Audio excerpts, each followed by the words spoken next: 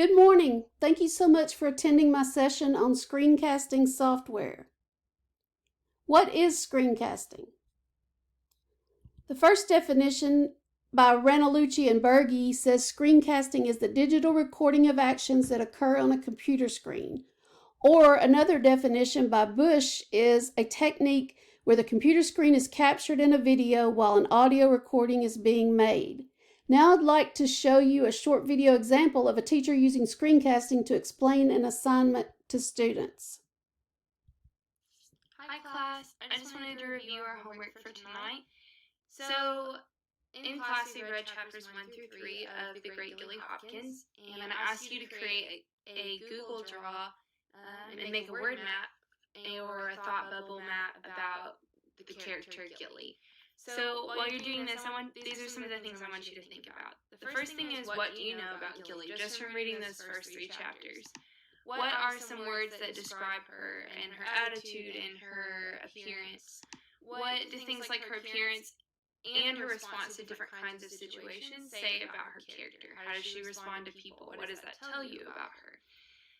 So I need you to come up with a minimum of 5 different thoughts, and this must include a page reference. So you come up with something, tell me where you found it in the book. And then I want a short explanation about why you think this is important information for me to know. So at least 2 sentences, that's a minimum, but a maximum of 5. We don't need any more than that. So I've emailed you the link to the Google Draw. All you have to do is open it and then save it with your name in it. So this educator used it to explain a homework assignment to her students, but what are some other ways screencasting can be used in the classroom setting? First of all, feedback. Instead of providing students with the traditional red-inked revisions on their work that we all dreaded back in school, screencasting can be used. Teachers can talk the learner through their writing or project while simultaneously highlighting and drawing on the document. Using screencasting, students can go back and watch the screencast feedback more than once to make revisions. This enables students with lower ability levels or special needs to repeat and review the feedback information at their own pace. Negatively in regard to the feedback is the increased time it takes the educator to provide feedback, which we will discuss again later in the presentation. Instruction. The possibilities for using screencasting in classroom and online instruction are endless. Some ideas for use are pre-recording your lessons and allowing students to watch screencasts independently, peer and teacher feedback, and recording the lessons so that absent students are able to catch up without missing a beat. The flipped classroom. Students can watch the screencast the night before you teach the lesson and then put the material into practice during class time when they can get direct educator assistance. Answering questions. If a student has a question and it's outside of school hours, for example, such as in a flipped classroom setting, screencasting can be used to answer the student's questions by visually demonstrating and talking them through an idea or a process. Review. How can screencasting help with reviewing? Since students can repeatedly watch videos, they have the capability to go back and review instruction and feedback prior to a test or assessment. Student demonstrations and projects. Lastly, screencasting can be a process where students can lead their peers through a learning process or even complete a screencasting project as an assignment. So we're going to be looking at 3 different types and tools for screencasting today: Screencast-O-Matic, Movavi, and Loom. First, we have Screencast-O-Matic. Let's look at some pros and cons of each of these. Pro for Screencast-O-Matic. The first one is extremely user-friendly. Allows the user to draw on and zoom the screen. There's a free version available, and the premium version ranges from only $49 to $69 a year. It can be used on almost every type of tool that you need: Windows, Mac, Android, iOS, Chromebook. And there are many free tutorials provided on the Screencast-O-Matic website. What are some cons? Offers simple editing. Free version is very limited. There is a 15-minute video length limit. The free version has a watermark. Minimal editing tools. Secondly, let's look at Loom. There's a free plan available to make up to 100 videos. The paid plan is only $10 a month. Schedule recordings in advance. It converts quickly. Instant social media sharing.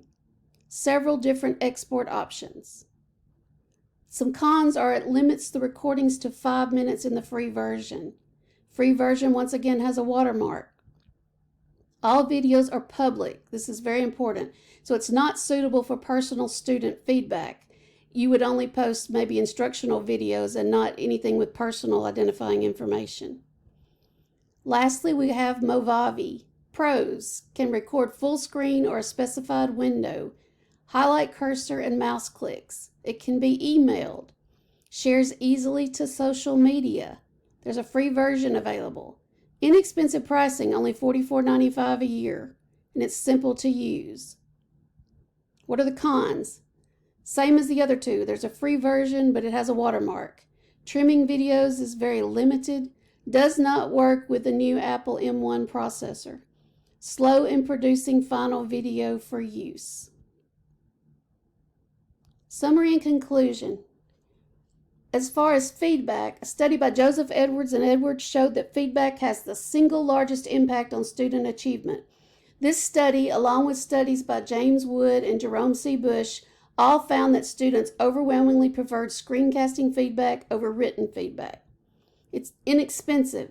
There is a free but sometimes limited version to all three of the screencast methods we discussed today. The purpose and complexity of your screenshots would determine whether you need the paid version or the free version. Flipped classroom. Using screencasting can be a game changer for educators currently using the flipped classroom methodology or teachers who are interested in testing these water. However, you should be mindful of internet wastelands where some students don't have access to home internet before implementing this method. Some negatives. Students react positively to screencasting, but it takes a little bit more time for educators to complete feedback using screencasts. As you know, all teachers are already overworked. Salih Yildirim noted in 2021 that another negative was that screencasting is not interactive, where students can directly reply back or ask questions. Positive responses to screencasting. In addition to the positive reception of screencasting by students mentioned above, a study by Ranelucci and Berge studied educating pre-service teachers about screencasting. This survey at the end of this course demonstrated that respondents strongly believe screencasting increased their professional skill repertoire. In conclusion, as technology evolves, so should our pedagogy. The days of the traditional classroom are progressing towards the involvement of technology in almost every task we perform. As educators, we must never stop professional development in order to stay ahead of the latest trends in technology.